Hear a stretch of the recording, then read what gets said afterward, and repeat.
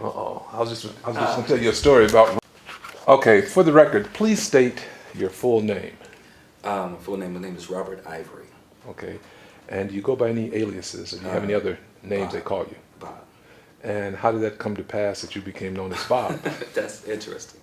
Okay. Actually, there's another. Bobby was the neighborhood kind of nickname, family name. Robert, obviously my birth name, which I responded to with great attention to my dad, because that usually meant respond expeditiously when you heard Robert.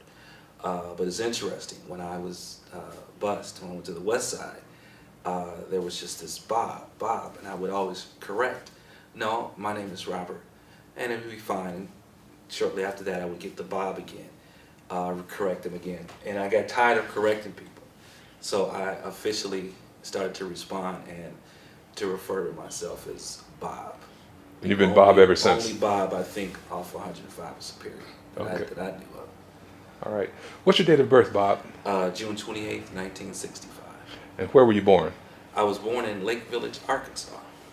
Okay, there must be a story behind that. Where is Lake Village? Lake Village is southwest Arkansas, kind of near that Mississippi border. I was adopted, and so that's my birthplace. Spent every summer in Arkansas, family there, so I am a Arkansan. Well, you know, Arkansas has a prominent history, a prominent place in the history of school desegregation. Absolutely. The Little Rock Nine. Absolutely. And all that. How far were you from Little Rock? Lake Village is about 2 hours from Little Rock to the south, but I do know very well of that, not just the historic piece, but there's actually family ties. I believe my grandparents have ties with some of the parents of the actual Little Rock Nine. I can't remember the exact stories, but there's some definitely linked to my grandparents and some of the families that participated there. I believe even some of my older siblings knew some of the actual Little Rock Nine. So you know a little bit. Because they lived in Little Rock. My family's actually, they're from Little Rock. I see. Yeah. So you know a little bit about the history of I know a little bit about school desegregation. Tell us about your parents. How did they, your adopted parents, I guess? Yeah. From Arkansas. I Okay. think they migrated to Cleveland in 1954 from Little Rock. And I think they had a few locations in Cleveland, but I know final location was in the Glenville area. And that's my only account is Glenville. And my dad was a ordained pastor, minister rather. My mom was a school teacher, Cleveland Schools, FDR. My dad was a social worker at the county. So I considered myself had a strong foundation of parents. Didn't kind of understand the adoptive piece until I got older, when it was revealed. But for the most part, I had a good foundation of parents, and very much advocates for education. All my siblings, went to college, and so I had a good solid structure around that. So how did your parents come to Cleveland in the first place? Were they part of the migration to the north? I think the story goes that my dad left Arkansas for work, obviously during those times in the 50s and so forth. So, and I think I remember him even telling me I could not find a teaching job, and he in Arkansas he was a teacher, and no one would hire him. So he came to Cleveland looking for work, and I think after that sent for everyone else, and that pretty much was the migration to Cleveland. You said your mother taught at FDR. Do you know how she got assigned to FDR? That I'm not sure. I know she was a home economics teacher in the 70s, and she retired from there, I believe, in I think 81, 82. I'm not sure of that process of her assignment, but I know that was the only school that she served in. It was the old FDR. They have a new one since then. Mm-hmm. Do you have any brothers and sisters? Yes. How many? Yes. Tell us about that. And it's, forgive me for pausing. I get this question a lot, but because of my how I came to be, I always kind of parenthetically say, okay, my adopted family, and I have my natural family. I have in my adopted family, I have 5 sisters and 1 brother, now deceased, and then I have biological siblings. I have 3 brothers and 1 sister. Are they all, or did they ever come through Cleveland? My family in which I was raised, they all went through Cleveland schools as well. Okay, okay. I think East High, Glenville, Patrick Henry, those are East Tech. Those are some of the schools that my siblings attended. Somewhat interesting that you lived in Glenville, but they went to other schools outside of the Glenville area. How did that come to pass? I'm not sure. I know my oldest sister went to Glenville, and sisters, kind of, I have 3 sisters in between there that they all graduated from East High. I have a brother, I know he went to East Tech, but I know he graduated from East High.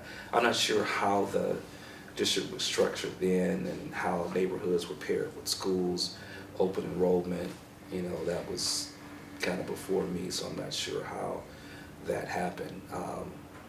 I do believe what I can gather from my dad, I think he had a role in some of those assignments, because I can remember, I don't know why, but I know he didn't want, he had some opposition to John Hay for whatever reason, because I know a lot in our neighborhood also went to John Hay, but for some reason my siblings either went to either Glenville or East High. Interesting. I graduated from John Hay. Okay. And I taught at Glenville. Okay. Yeah. But I lived in the East High neighborhood, for whatever that's worth. Gotcha. In any event, you said that you lived primarily in the Glenville neighborhood. Yeah. Tell us where you lived and explain a little bit about the neighborhoods where you grew up. Yeah, I grew up in Glenville on Churchill. Actually, our house sat directly in front of Harry Davis. It was noted and known because it was yellow. Yellow duplex with white awnings. So whenever I would reference where I lived, I would usually just say, yeah, that yellow house on Churchill. And most people knew, that house. It kind of stood out like a sun glow on the street.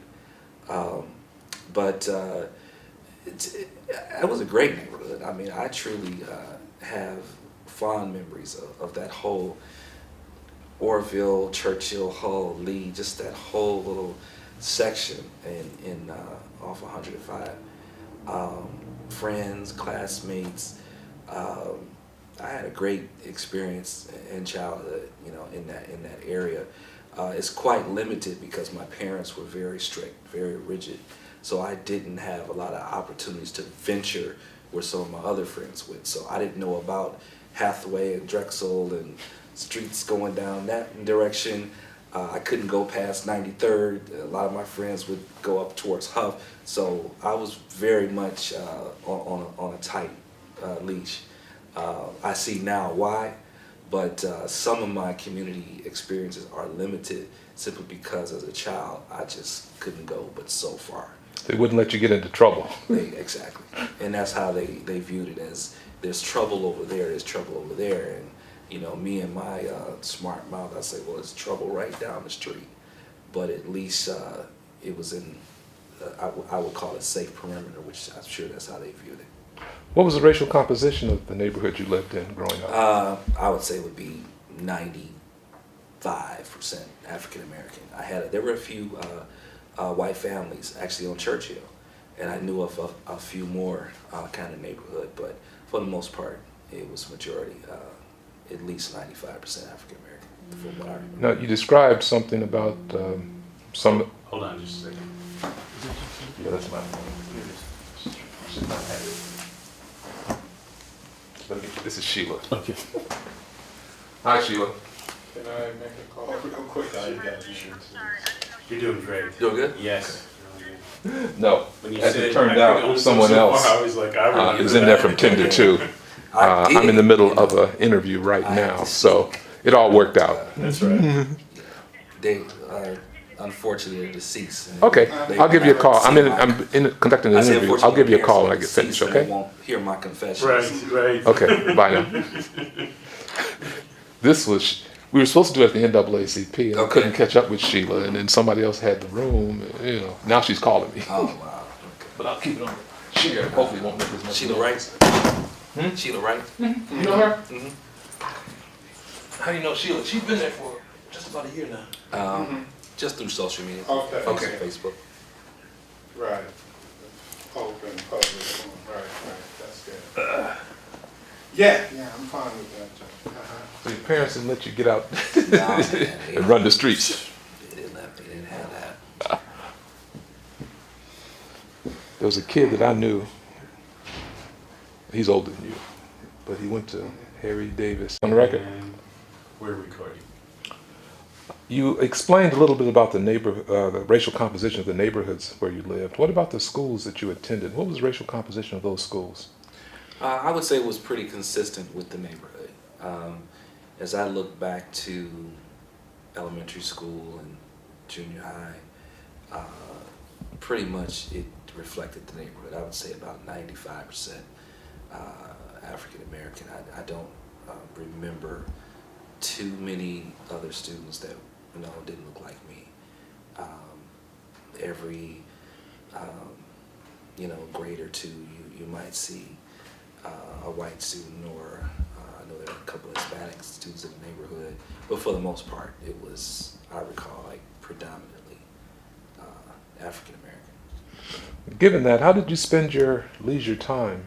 What type of activities did you participate in when you were in elementary school? I was a musician, so I was very active musically. I played the piano, I played the violin. I was at a drama club. I mean, I was pretty active. Same as high school. Junior high school. Pretty much active in extracurricular activities. Mainly music, choir, band. Got into sports in high school, but I was fairly involved. Now, you said that you went to Parkwood, Doane, and eventually Harry Davis. Yes. Is that where you participated in these extracurricular activities? Yes, and one thing that was noticeable about Harry Davis, at that time, that would have been, what, 7th grade, maybe 77. There were 2,000 students at Harry Davis Junior High School. When school let out, it looked like almost like a college campus. It was just a sea of students, and I remember that distinctively, how many kids were there. 2,000 students in that school. And when I walk the halls now, because I still have some association over at the school now that it's the temporary home of the Cleveland School of the Arts, and I look at the halls, I said, wow, how did 2,000 kids fit in this building back then? But so many activities. I mean, you would have thought it almost kind of mirrored high schools now. You had a football team, you had baseball team, you had track teams, you had all these auxiliaries, because I could kind of in the back of my mind see a yearbook from that era, and just so many activities and so many things to be involved in. And I doubt if there's a football team, and even a lot of the schools today in middle school, I mean, a full squad. Every day after school, you look on the field, and there's either track practicing or football or cheerleaders, band is practicing in the back. So very much, those schools, I think, were very resourced as far as activities and exposure. That definitely sticks out, in my middle school years. Well, you described what the racial composition of the student body was. Yeah. What was the racial composition of the faculty? Well, to go back to elementary, that's a stretch, but I think it was fairly even. I do remember as many black teachers as white in elementary and junior high school, maybe more black teachers, African American teachers, but it wasn't as, the disparity wasn't as it was student population. I think there was more of a racial balance for what I remember. Let's pause for a second. I'm sorry, because there's no way we can compete with this train. It's Oh, not boy. true.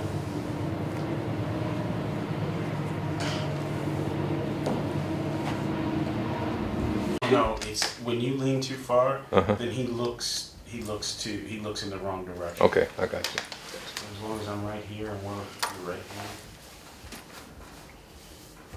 it's perfect. Okay, we're recording. Okay, Bob, you described the racial composition of the faculty and the student body at your East Side schools.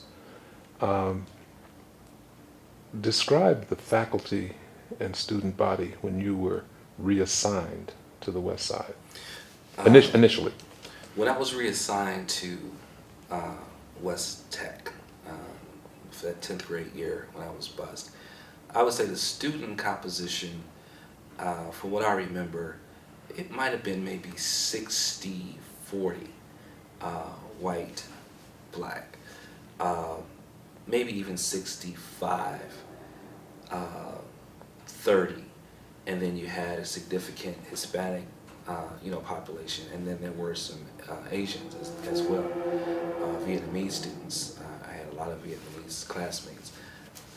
I'm sorry, but definitely majority white, and I would say we maybe made up maybe like 30% of the school. Okay. What was the faculty like when you initially went to West Tech in the 10th grade? I think the teachers was more balanced. I remember, there was a lot of black teachers, a lot of white teachers. I think that was kind of even. Even administrators at the time, there was African American, 2 African American assistant principals. The principal had a white principal.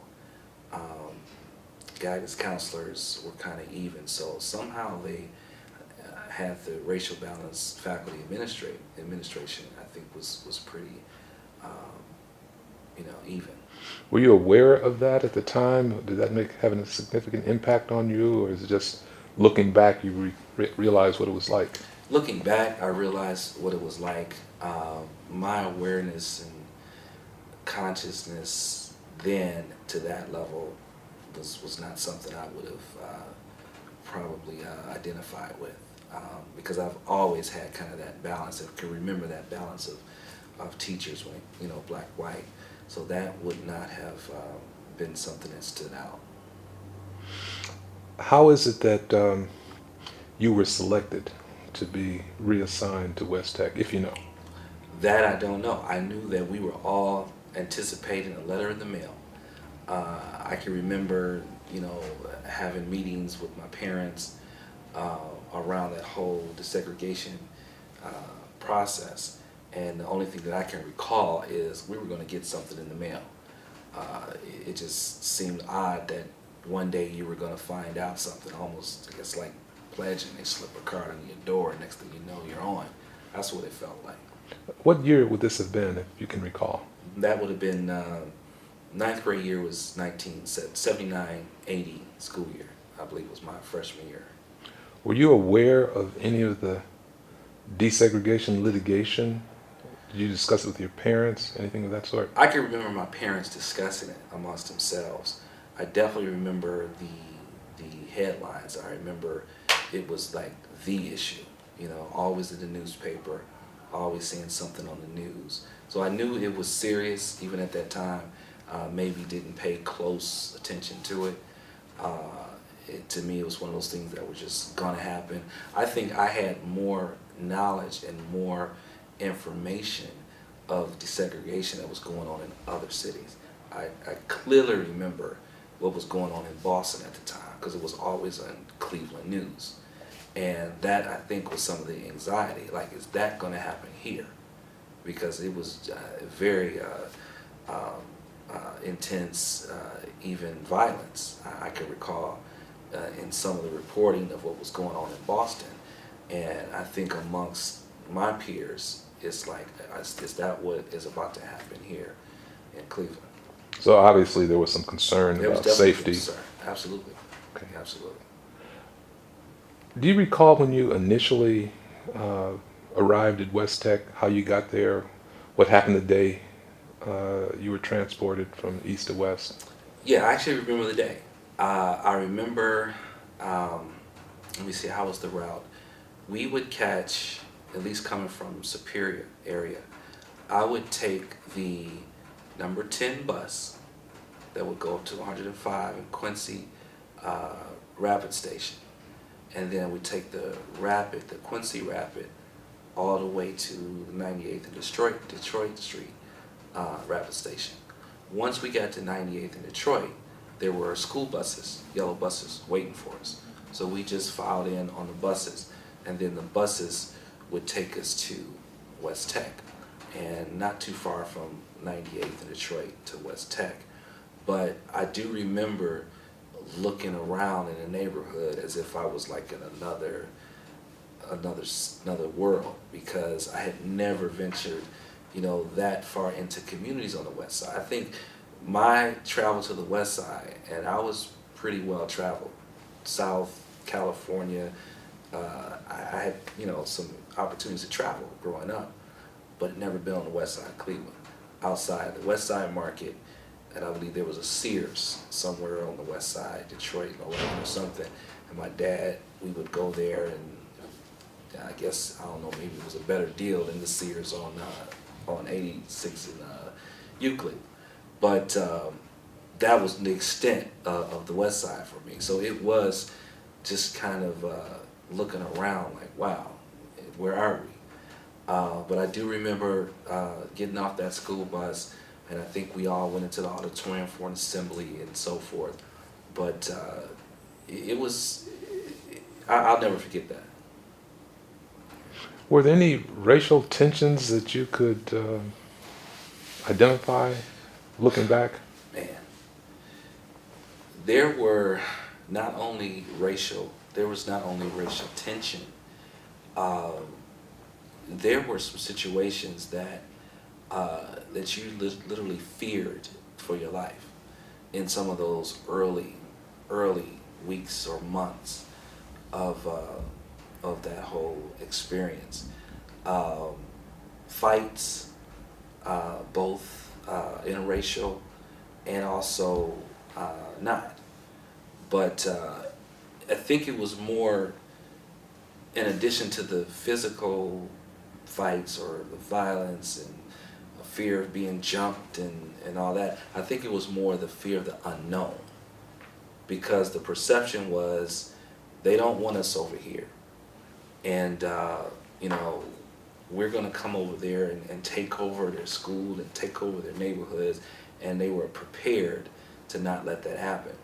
And from my recollection, it was more so those that did not go to the school, maybe even some older, you know, late teens, maybe early 20 folks that I personally was more concerned about than, because you gotta understand, this began in the 9th grade Harry E. Davis. So we already had a taste of integration, and we had already started to work with each other, and then programs like Welcome would do activities where we would do some cross-community things, and I can remember that.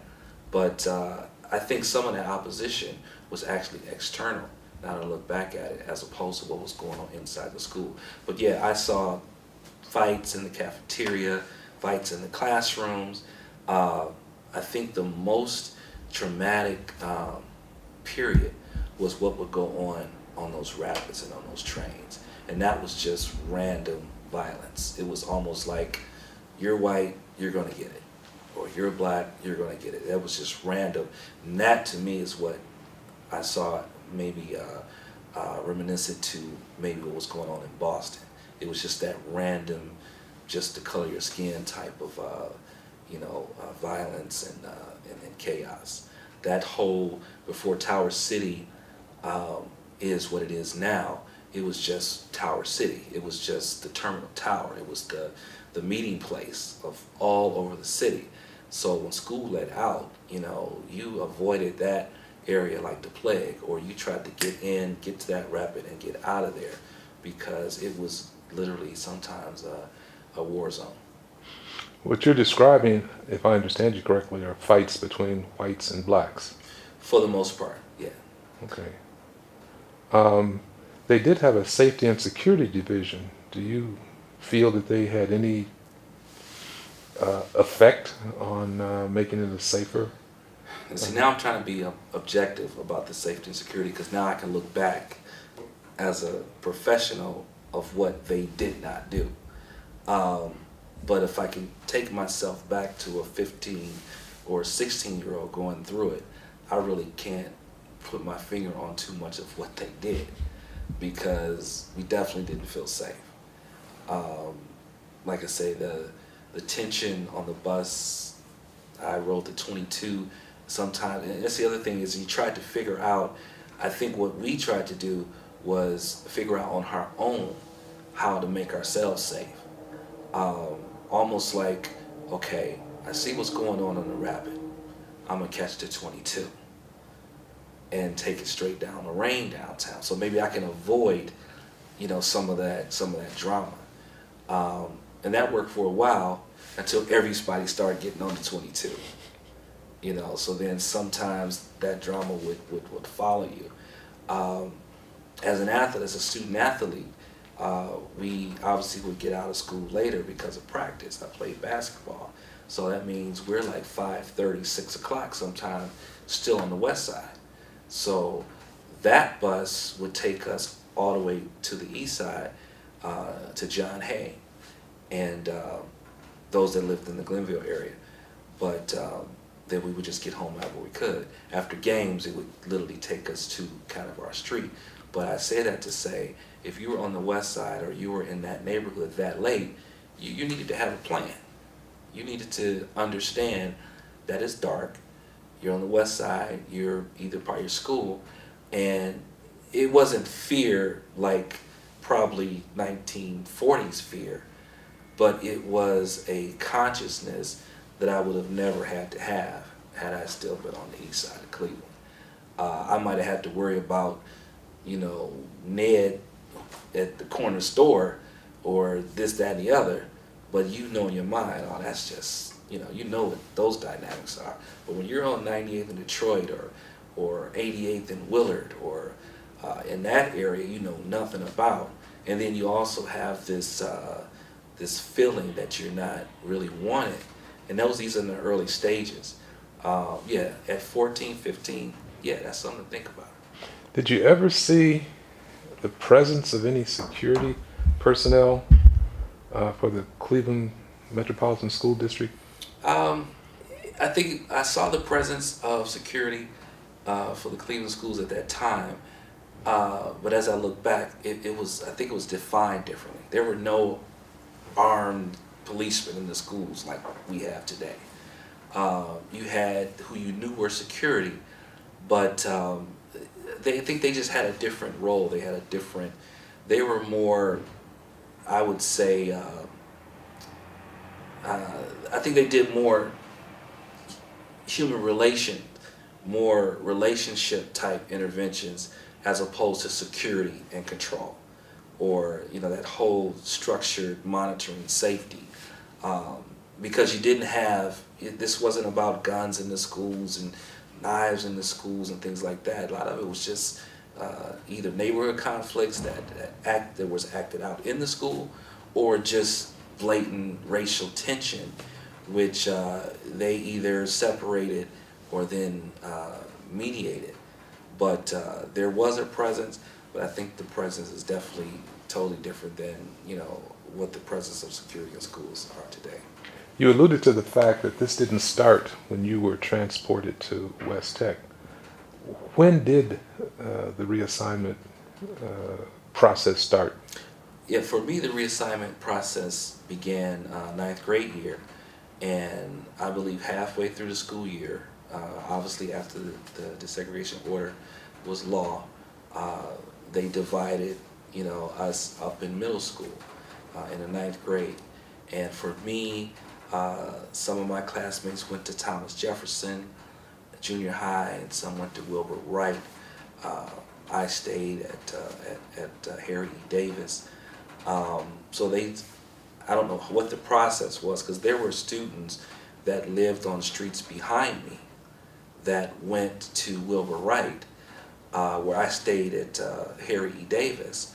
but there may be students that lived on the other end of the street that went to Thomas Jefferson. So I don't know who was doing the census tract then, but I can't see, I'm sure it was some kind of systemic plan to it, but it was just strange that students within the same block would go to different schools. It's not like everyone on Orville, Churchill, and Lee, and Ashbury, you're gonna go here, or you're gonna stay there. Sometimes it just seemed like it was just kind of sporadic. But I will attest to that was extremely difficult, because you're talking about kids that you've been with K through 8, and now you're not gonna see them. I can remember kids in the hallway crying when they got their notices and their letters. Teachers were emotional, knowing that a certain students, or maybe their favorite students or whatever, was going to go across. And there was this reassurance I can remember from teachers and faculty that everything's going to be okay. I think in our minds, it's like, how could it be okay if I'm not going to be with my boy, or I'm not going to see this person, or you're going to be somewhere else? So I don't think any of us were happy about it. I don't think anybody was like, oh, this is great, I can't wait. I think we were pretty who came up with this, why, and I'm not going. What about the white students? Did you ever have an opportunity to interact with them and find out what their emotions or sentiments were? Hold on just a second. You should sit back, Bob. Sit back where we're at? Yeah. Okay. There you go. As far as the white students and what their emotions were, they were pretty subdued when I can remember them coming to Harry E. Davis.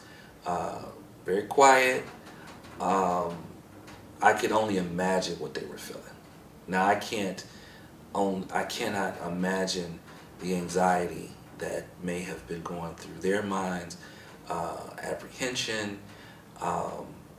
It was, when I look back at it historically, and when I see the desegregation, and when you see the images of blacks entering majority schools, I saw that in reverse, because they had that same, to me, look and feel about themselves as they walked down the halls of Harry Davis.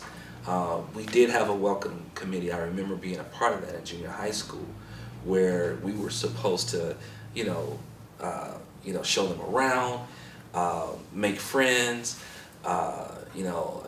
invite them to participate in some activities that we were already in. So I do remember that there was some structure around that, but emotionally, I can only imagine what they were thinking and what they were going through, especially at that young age.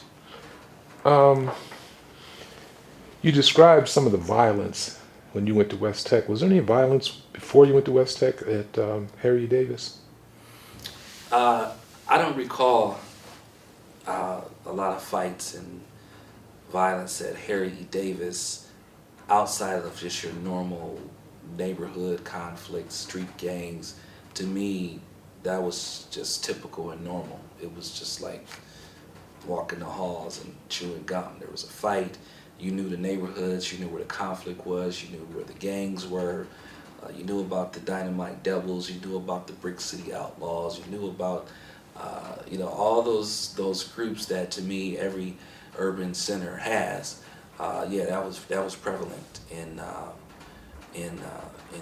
my junior high school. Well, when you went to West Tech, did some of those same gang issues surface? At West Tech, I could definitely remember elements of the gang issue, which was compounded with the racial tension. So you pretty much had a powder keg going on at the same time. You could have, two rival gangs going at it, and knowing that they were going to go at it on the bus or on the rapid or during the exchange downtown, at the same time, you had the racial tension that was prevalent as well. So you really had dynamics that crossed the spectrum, things that either were imported just based on it's acted out now that we're just on the west side. It's still two of these neighborhoods that don't like each other. Now they're in the same school across town, So it didn't change what their dynamics were. I think it just added to, what we all were, would see every day. James, can you turn your page completely? Oh. Yeah.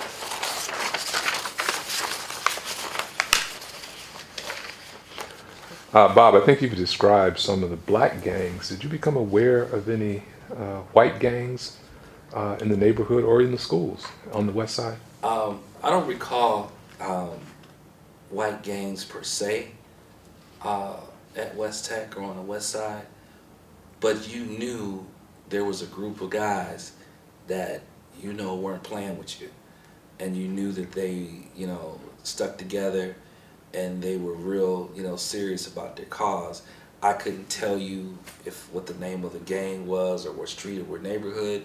It's just one of those things that you just instinctively know that that group over there, they're not gonna play with you, and we saw, knew, and felt that going in. The same thing with a lot of the Puerto Rican students. You can tell and knew that when they were aligned, you can tell the ones that were aligned, for the right cause academically and participated in activities, but you also knew the ones that weren't taking any stuff.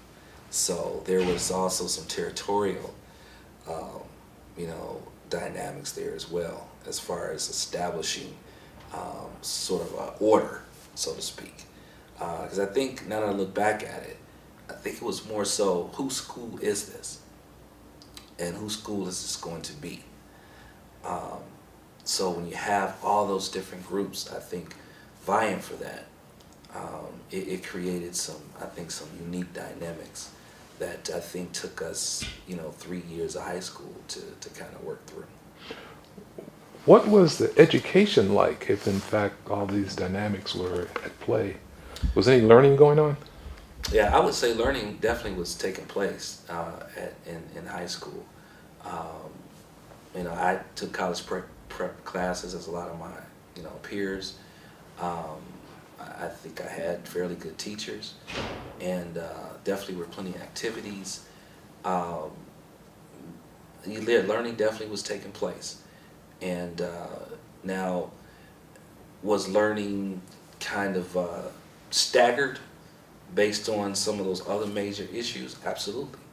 Was instruction time interrupted? Absolutely. Were fire alarms pulled and they got it in outside right there on the street? Absolutely. But I think at the end of the day that, there definitely was an education process that I would say the teachers, the faculty, I think they did the best that they could under those type of scenarios in order to, academically, provide us with the high school experience that would prepare us. So I think that, yeah, there was learning. I think that there were barriers around that learning. Well, looking back, how would you grade the caliber of education that you received at West Tech? Looking back and knowing the caliber of education that others received, I would say it was probably maybe a C- on the type of education. But I say that kind of taking ownership by saying how much did we, invest in our own education. You have to factor that in. So I would factor in that I think I had a fairly average, education. I had opportunities. There were, advanced math classes. There was science. There was chemistry. So we had opportunities. I think the combination of how much we, especially coming from the east side, invested or took advantage of those opportunities. The other thing is how invested were the teachers and the administration in making those opportunities seamless to the point where we felt like they wanted us to learn as we wanted to learn. And that varied from classroom to classroom. I was just talking to someone the other day about algebra and math, which I was not strong in. And when I look back at it and can barely remember any algebraic concept, I don't think it was because math was too difficult. I just didn't have a good math teacher. And the only way I can say that now is because I know excellent math teachers. And I've seen and witnessed how they taught math. In particular, I was just at John F. Kennedy High School a few years ago with the Achievement Gap program that I kind of spearhead. And there's an algebra teacher there, Caucasian algebra teacher, is not there now, but produced 9th grade algebra students that competed with and outperformed 9th grade math students countywide. This would have been, what, 2000 and maybe 11. But I got to know him very well, and when I acknowledged him at a few programs, he simply said, you know, I didn't teach algebra, I taught the kid. And the kid, in return, received algebra from me. And that made a lot of sense. So when I look back to my years in school, and I look at some of my coursework, and I can actually disaggregate the teachers that taught me as a person and invested in me as a person and related content to me individually and those like me, I did better in those classes as opposed to the teachers that just stood at the board and taught algebra. So I think when you talk about the quality of education that we received in that time, I think you really have to drill down into how do we define, you know, that quality. Well, you have no way to compare what kind of education you received at West Tech as compared to what you would have received had you gone to Glenville or East High or East Tech for that matter. Exactly, because I know students that did well at Glenville that weren't bust.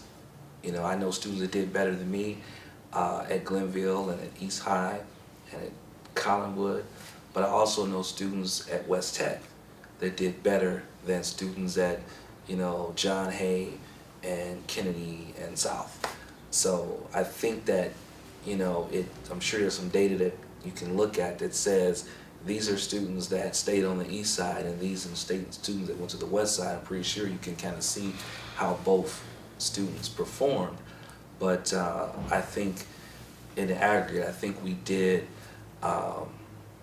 well under circumstances that I think we could have been more well, you know, prepared for. You indicated that you did participate in a number of extracurricular programs. Yes. Including athletics.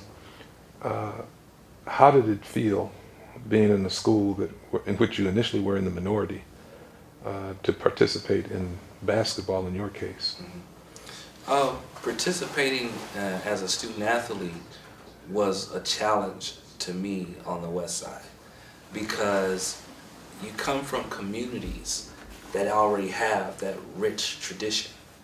You know, you coming from that Glenville area, the Tar Village, you're coming from the East Highs and the John Hayes. So you're coming from areas that you have your own legacy, where your older siblings and you know, those that are from your neighborhood reigned and dominated, you know, in those areas academically.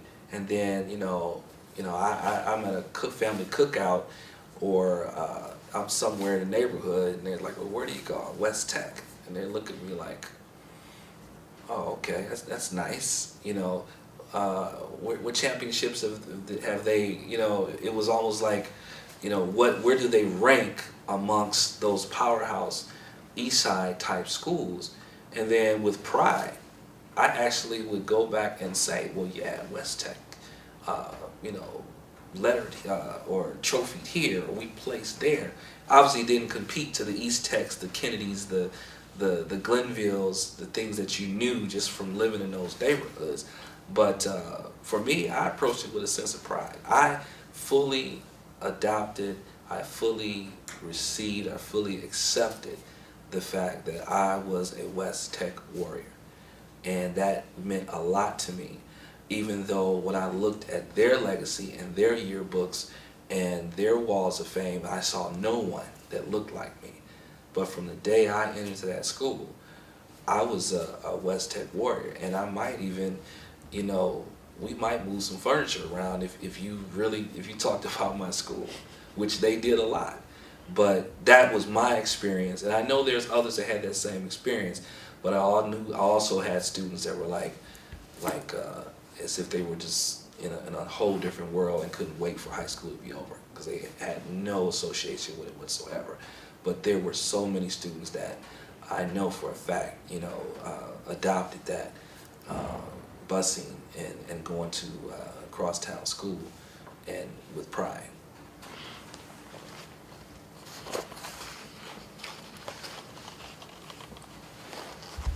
You described in some detail some of the violence and disruptions that were occurring. Are you aware of what type of disciplinary actions the school took to address those students that were inclined to be disruptive? Or to address students in general, I guess. From a disciplinary standpoint, reference to the violence and a lot of the fights, I would say that the administration's approach was probably consistent to the same type of, you know, kind of zero tolerance policies they have today. I think what makes it unique, though, I'm identifying with violence and fights and things that didn't happen in the school. Outside of the cafeteria fights or the fight in the gym or so forth, a lot of this happened in the streets, on the bus, in the rapids, downtown, outside of a lot of the jurisdiction of the school itself. So I think that made it harder to, I think, provide proper response and even, you know, corrective measures as far as that kind of behavior, because a lot of it was under the radar. You know, there were no cameras on buses. You couldn't see. I've seen a person, you know, I can remember seeing as plain as day, and this is so graphic that it's imprinted. I can see on the back door of a bus, then this is coming down Detroit, not Detroit, Lorraine, the 22, and the buses were so crowded. That's the other thing. There was just no preparation for the volume and the amount of students. We would literally be like sardines packed on the bus going back to the east side. One, we couldn't wait to get on the bus to go home, but it was like there was no room. So you already had that natural tension of it's too crowded. But I remember on that Lorraine line, and there was a white person that was about to come on the bus, and I remember someone grabbing the rail of the bus and jumping up and literally kicking that person, like as if it was like a ninja move or something when they were about to get on the bus. I witnessed that, you know, as a 10th grader. But I was also witnessed crossing that bridge that goes from West Tech to Detroit. I remember being in the middle of the bridge with some other students, calling ourselves just going home on the bus, and there were white students on this side with motorcycles, and there were white students on the other side of the bus with chains like wrapped around their hands, and we're like in the middle. This was 1980, 81. There was no cell phones, there was no texting, there was like, you know what's on that side, you know what's on this side, how are we going to get off this bridge? So those kind of instances, I think, were pretty much even as far as how intense some of that part of the experience was in the early ons. And I have to be clear, that was in that early phase. I would say that September to maybe early spring of that first year.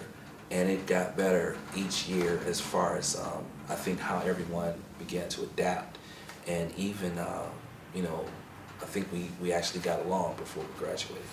How did you get off the bridge? How we got off that bridge? Actually, I had a couple of white friends with me, and I think they negotiated us off the bridge. And I believe that incident was in retaliation of something else. So I don't think we were targeted. Excuse me, I don't think we were a target. I think it was just the tone of what was going on that time. And it's like, there's some guys on that bridge and we're gonna get them. So I think that was a retaliation for something else that had happened. And I also don't think that those kids went to that school either. I think they were older kids. One of the things that we heard a lot about was discriminatory discipline.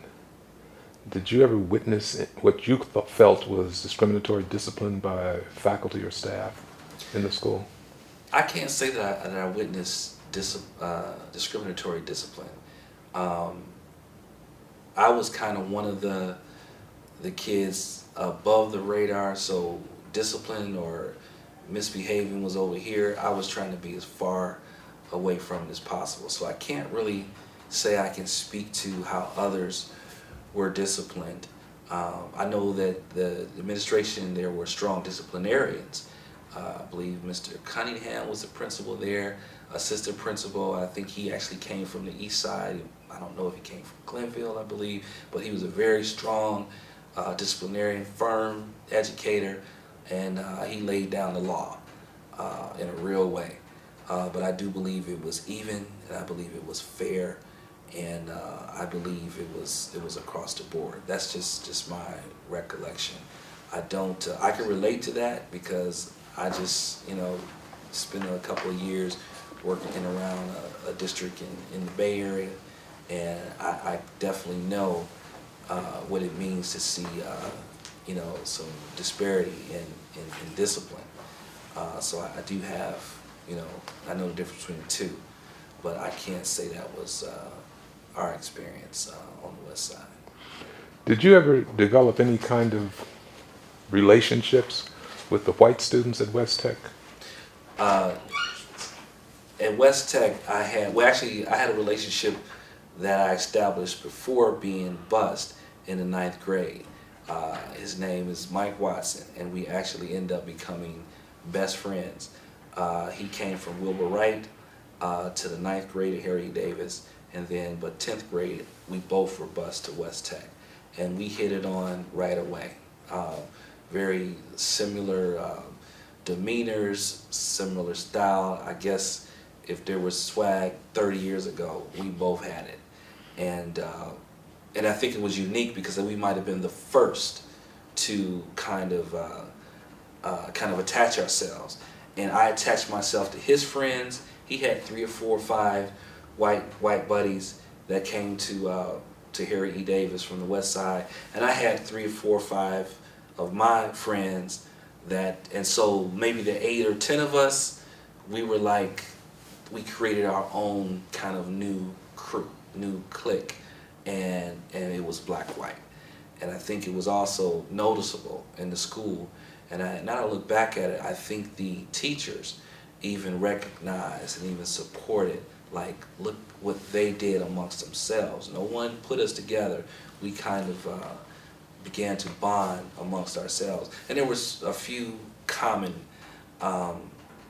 denominators. Either we were athletes or musicians, or on the PA announcer, we were PA announcers. We had something either academically or some structured activity that kind of brought us together. But I think we took it to another level and ended up with the conclusion that, oh, he's cool. I don't understand him. I don't understand his music. I don't get why he dresses like that. And I think they said that about us as well.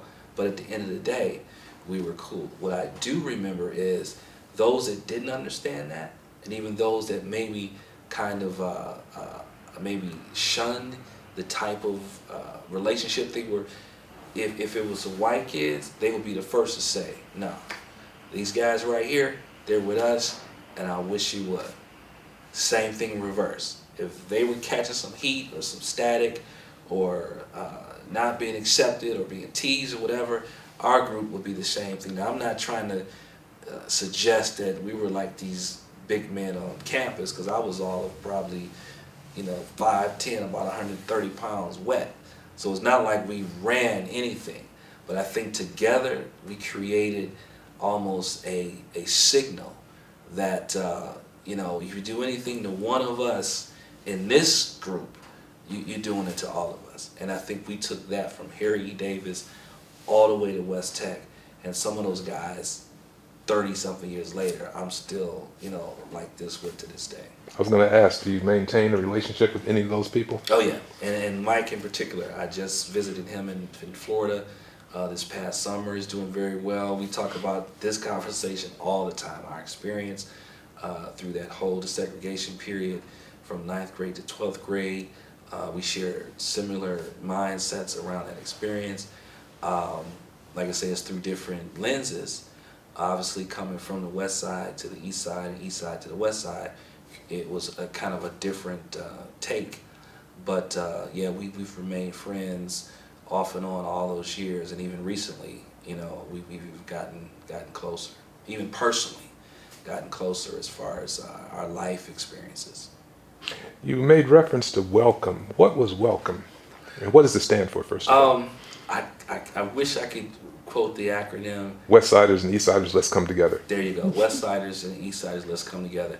I do remember Michael Charney that was heading that, and it even has more value now that as a professional and I'm older. I've worked with Michael Charney on some other issues, and it didn't dawn on me until his wife, Senator C.J. Prentice, in which I served under the Closing Achievement Gap effort a few years ago out of the governor's office, and didn't realize until recently in that initiative that was her husband. But I remembered him specifically during those welcome years. But within the schools, basically I can remember activities that kind of were designed to strengthen that whole, you know, peer-to-peer relationship, community-to-community relationship. So I remember some functions, some activities, some Saturday meetings. So that group, I think, was very, you know, instrumental in helping to reduce some of our anxieties, but also to bridge those early gaps, and also to make us, I think, feel comfortable about what was going on. Do you think it succeeded in its purpose? I think that there were areas that they could have probably been a little more effective in, I think, giving us more of a voice to kind of express what we were feeling and what we were going through at the time. Because after the first maybe year or so of busing, I really don't have any memories of the group like 11th, 12th grade year. I do remember in the early on stages that there was a lot of welcome activities, but I think if we could rewind the clock, I think it would be to kind of provide more outlets for us. So some of the instances that I just explained, things that were going on the bus, things that were going on, you know, in the neighborhoods, I think we needed more help, more support, and more boots on the ground to help us not only get through that, but to also understand, you know, what was going on at the time, which was in real time. Looking back on balance, would you say that you had a more positive than negative, or more negative than positive experience as a result of being involved in the reassignment process? I, without question and hesitation, had a more positive than negative experience through the whole busing process. There's no doubt in my mind that I feel I was a better student, better person, had more heightened awareness of my own community, Cleveland being an entire community, not just my 6 blocks radius of awareness coming from the east side. I think when you add all that together, then yes, I had I think it was more positives than negatives. Did I, you know, regret not finishing high school with those that I started with in the kindergarten? Yeah, that was an issue. Did I maybe miss out on not having a legacy to connect myself with, as you do in your Glenvilles, your East Techs, and your Adams, where you can go back to class of 70, 60, 50, and so forth and feel some kind of connection? Yeah, that also, you know, has an effect to it. But did I meet people and experienced people that I probably would have never known, and it's been a true benefit, asset, even blessing as a result of it. Absolutely. So I think that it far outweighs, some of those challenges, to know that the holistic experience to me was one that was a positive one. Can we take a break for a minute? Because I'm going to get into what you're doing now, Okay. unless Khalil thinks that I should. If I could see how to stop this. Oh, wait a minute, that's not Khalil. Where'd he go? Oh, okay.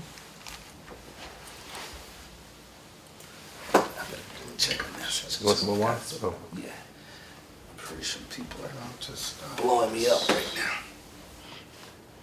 Well, we better keep going then, if you can't stop it. We can keep going, Ronnie. Get him in here.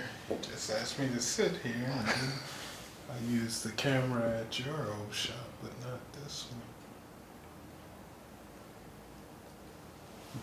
There it is. It's coming. Upper echelon of the Oh, it West was. Side. Say this, It was right? like the And you just hit Solon this. Beechwood of the West Side. That X. It was. I mean, it was a big West. And then, hit that X. Here you go. Okay. James, you're here. Okay. My ears in the way. That's perfect. I Okay. decided to take this call. Excuse me just for a second. Bob, you attended 1 schools. second. Oh, okay. Okay. Bob, you attended schools in the 70s and 80s. Since that time, do you believe that your experiences in the Cleveland Public Schools have shaped your views on civic issues, world issues for that matter? Without question, my Cleveland, at the time called public school system education, I believe adequately, prepared me civically and my views today. I attribute that to, I had some great teachers. I had some teachers that, made sure that we were culturally competent. I had teachers that, had a strong sense of community themselves. I think did a outstanding job in engaging parents, and there was definitely a different level and dynamic of parent engagement than for multiple reasons. But I think that experience, laid the backdrop for today, because there are more than a myriad of occasions that I reflect on my childhood experience, which would be that middle school, high school, those years. I use those in analogies all the time. Sometimes that's actually my actual reference, is to how things either were, how they were handled, similarities, approaches, some of the teachers that I look to as mentors, some of the folks in the community from that time that were, some of the pillars and stakeholders back then. All of that to me is all embodied around that experience coming through Cleveland schools.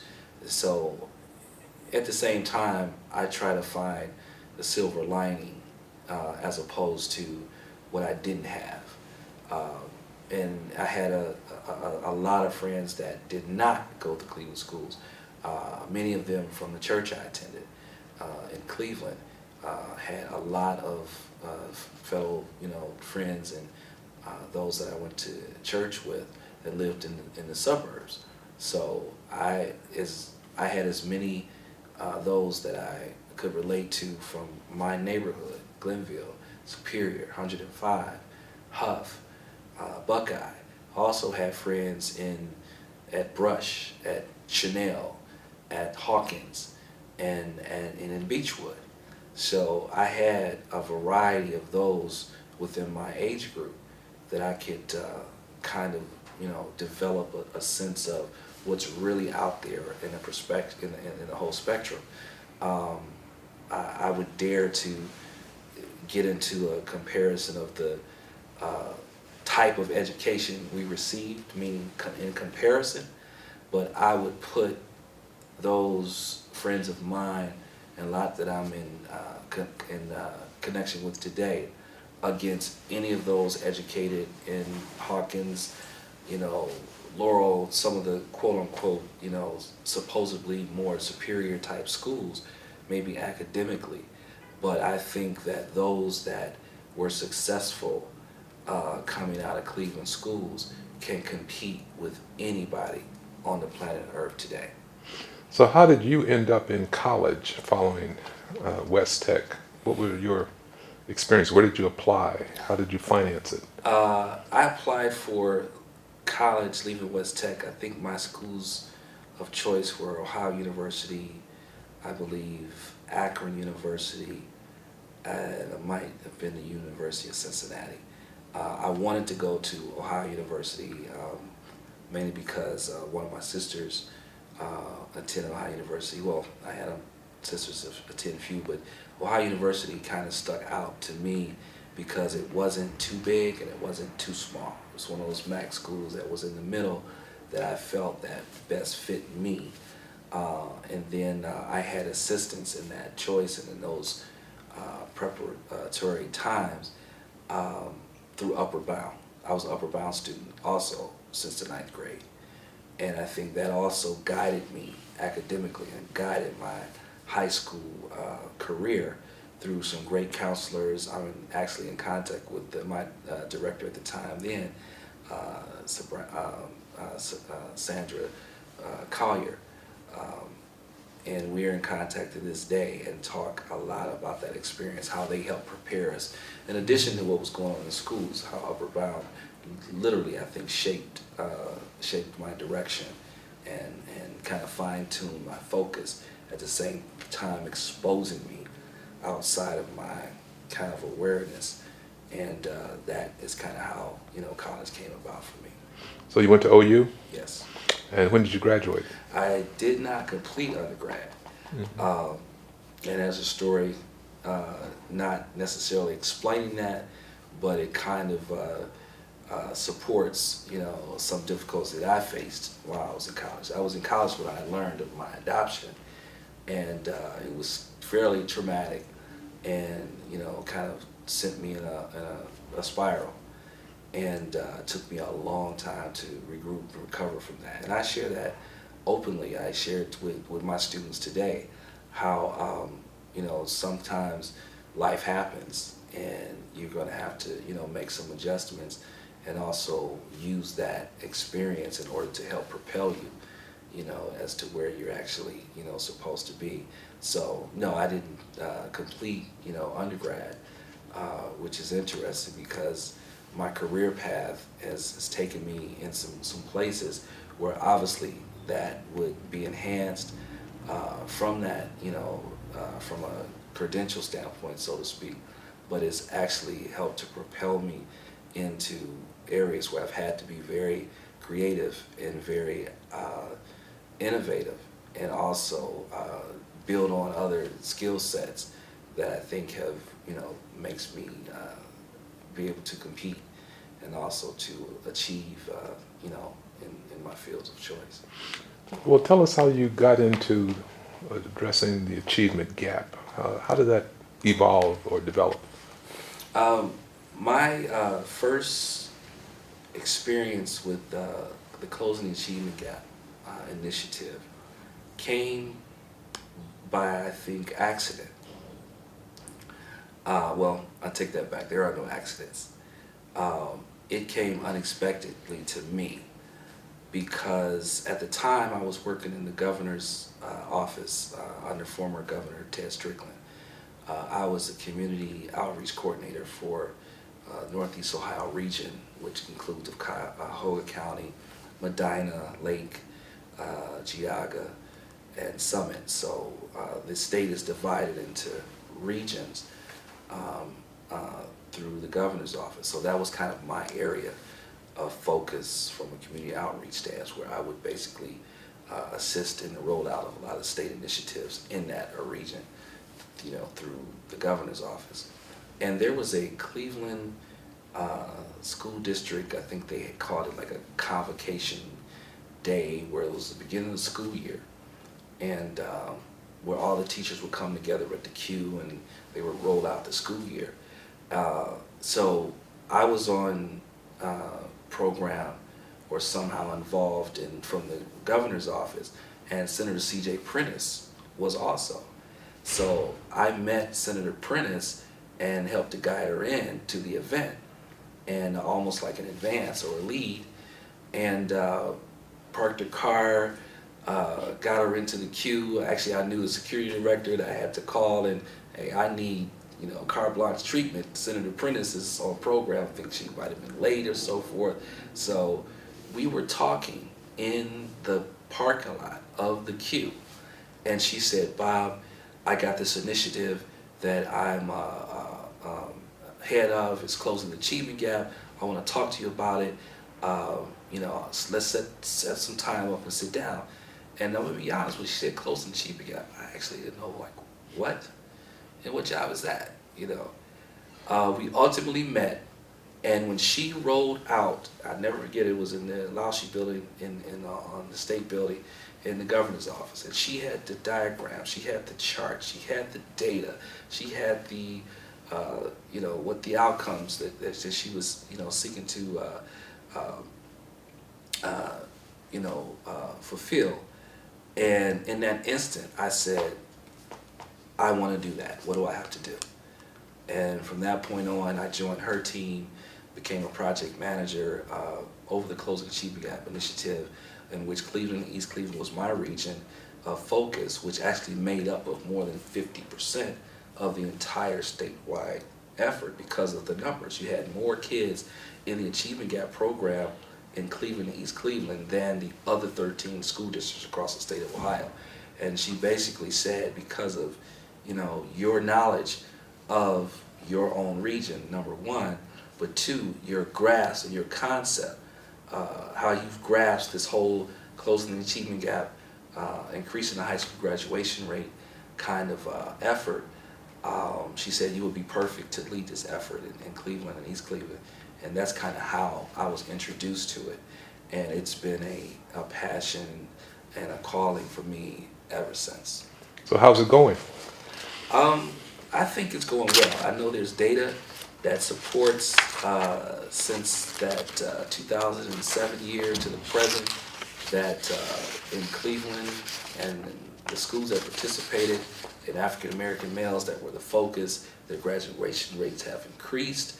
I believe there's data that also supports how their attendance has increased, how their disciplinary actions have just, I know there's clear qualitative and quantitative evidence that that initiative has not only increased graduation rates and matriculation to the next grade.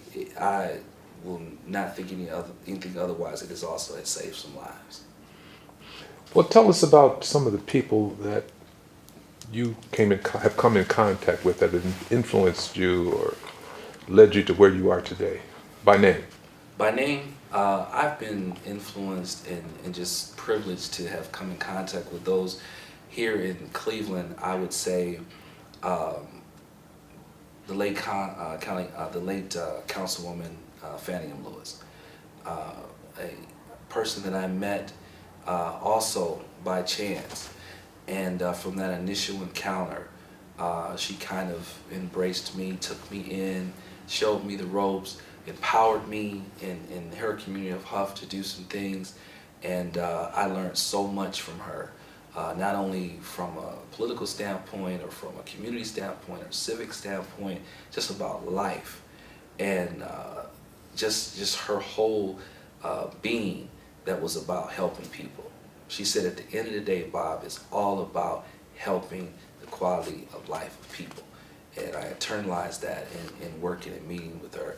Obviously, former State Senator C.J. Prentice, who introduced me to this entire world of closing the achievement gap, and what it took and what it takes to kind of embody as many resources, as many stakeholders, as many components as possible to wrap yourself around students academically, socially, and emotionally. How do you use that type of leverage in order to, provide and meet the needs of students? And not only that, how do you navigate within the systems and within the political structures, within the faith community? How do you utilize that, in order to meet those goals? So I learned a lot from her. I would have to, pay homage to Reverend McMickle, who was my minister. I attended and grew up at Antioch Baptist Church in Cleveland. And I remember, 12 or 13 years of age when he came to Antioch. And I mean, just a dynamic, not only leader or speaker or pastor, but just someone that I would just watch and say, wow, how did he link that together?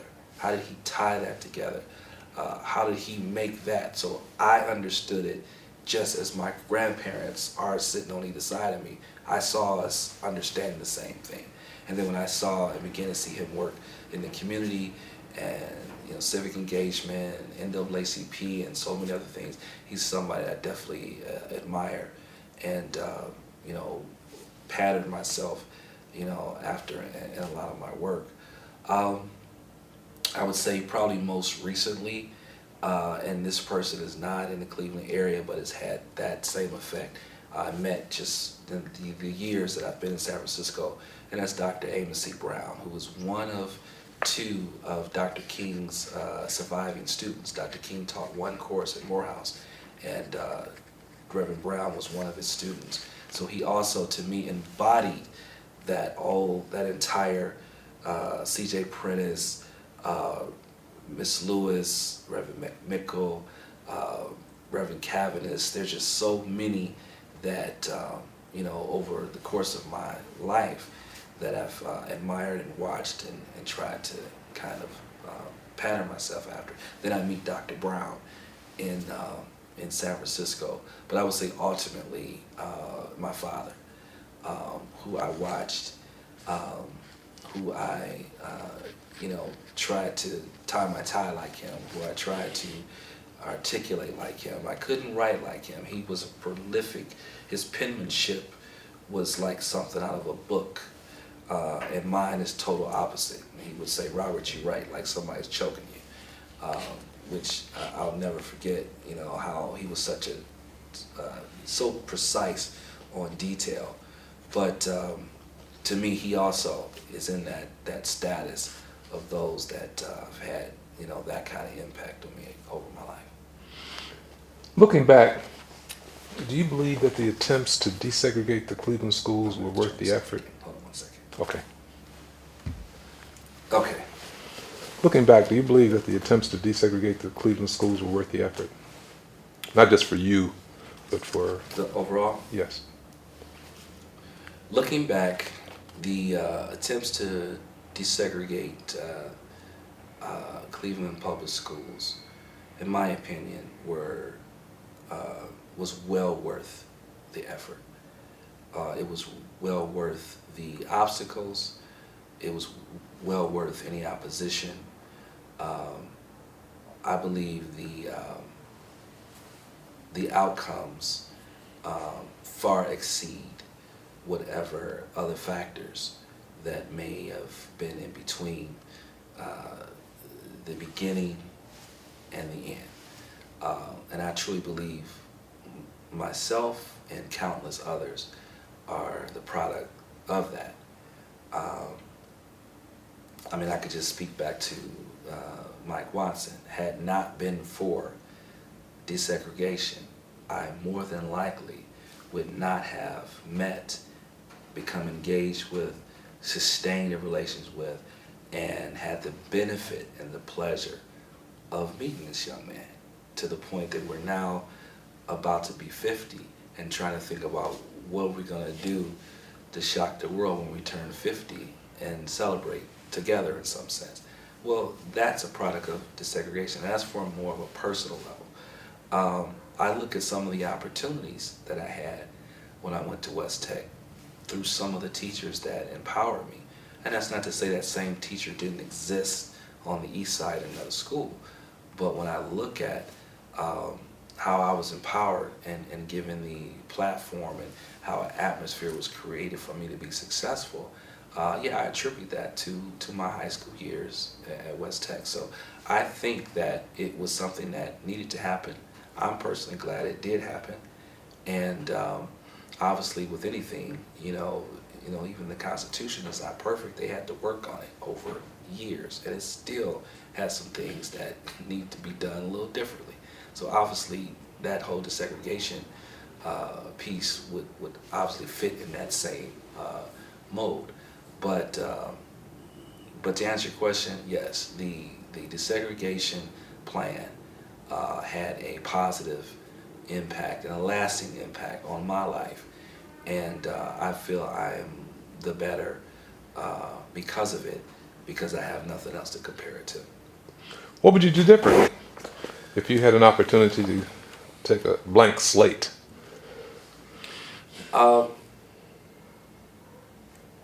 What I would do differently, I don't think I would have any control of it, but I think they needed to bust some of our teachers over there with us, for number one. I think that to send some teachers over. Would you finish? Okay, I'm What sorry. was the question again? What would be done differently? And you started to say you'd send some of the teachers with the students. Now, are you saying what, If you had a blank slate. if I could have done something different or something could have been done different? No, if you could have done something different. Oh, if I could have done something different. If I could have do anything differently in that era, I think I would have become more involved. I think I would have become more engaged and sought more opportunity to understand the community that I would be going to school in for the next 3 years. My extent to my high school experience stopped at that school. Mm-hmm. But your high school experience is just a microcosm of the surrounding areas of your high school, which I believe. That's why when you go to certain communities and there's 3,000-4,000 people in the stands at a football game, or if there's a booster club event, or there's a rally or some sort, I don't think for the most part, we didn't engage ourselves in our newfound schools, which means our communities that we left behind or that we were bused from did not engage themselves in the communities that we spent 6, 7, 8 hours a day in school in. I think that's something that needed to be different, because it was like we were sent somewhere as opposed to we were just exposed to another part of a learning community, and it wasn't just on us to have that experience. Our neighbor in the hoods needed to experience what we were experiencing. I think that would have made for a different experience. I have one final question. One of the big concerns with desegregation, whether it's in the South or the North, would be interracial relationships, male, female. Did you see any of that when you were involved in the reassignment process? I saw very little interracial relationships, meaning in high school. I don't think we were quite there at junior high school. But at high school, it was very little. There were some interracial, dating that you knew that was that person's boyfriend or girlfriend. I would say it was more probably African American, Hispanic, than it was, black, white. There was some white, Hispanic, but it wasn't noticeable to me to the point where it was actually an issue. You did know that you interacted, and there were we were just all, you know, real close and good friends and so forth. And then if it evolved to the point where you dated someone outside your race, that was not the issue that you might think it would be. And I think it probably was, you know, not in great abundance that you would see that. Not that there was a reason why it wasn't one way or the other. It wasn't like this off-limit thing, or it wasn't taboo. None of that. Because there were some interracial couples, just was not a whole lot that I can remember. One of the big issues was what we refer to as second generation desegregation problems, which would be the basketball team being all black and the cheerleaders being all white, or the backfield being all black and the quarterback being white. Right. Did you ever notice anything of that nature at West Tech when you were there? Like I say, as the years evolved, the school browned. Mm-hmm. So we became gradually more in the majority, but the sports teams started off, you know, majority, you know, kind of white. But I know, like my senior year in basketball, both JV and varsity was all black. I just think that was a lot attributed to some of the flight that happened over those 3 years. But you know, I think that was just the browning of the school, and it's just because of the numbers. You know, you didn't have a lot as it was when you started out on those sports teams and auxiliaries, cheerleaders, and majorettes, and so forth. And then some of those somehow maybe some of the resources started to diminish because the size of those groups started to get smaller and smaller. Did you witness significant white flight? I think it was gradual. So I wouldn't call it significant because it wasn't an abrupt. You can notice that over those 3 years that you could see it taper off a little bit. And I think if you probably looked at history, when West Tech, until it closed, I think it was probably pretty consistent as to how, you know, the culture of the school started to change. What about black flight from Churchill and the Harry Davis area? Did you witness any of that? I had a lot of friends that I know that went into some of the suburban schools. Yeah, like Cleveland Heights and Bedford and maybe even like your Beaumonts. And so yeah, but I thought that was, you know, a lot of it was maybe in search for what they perceived as probably maybe a better education.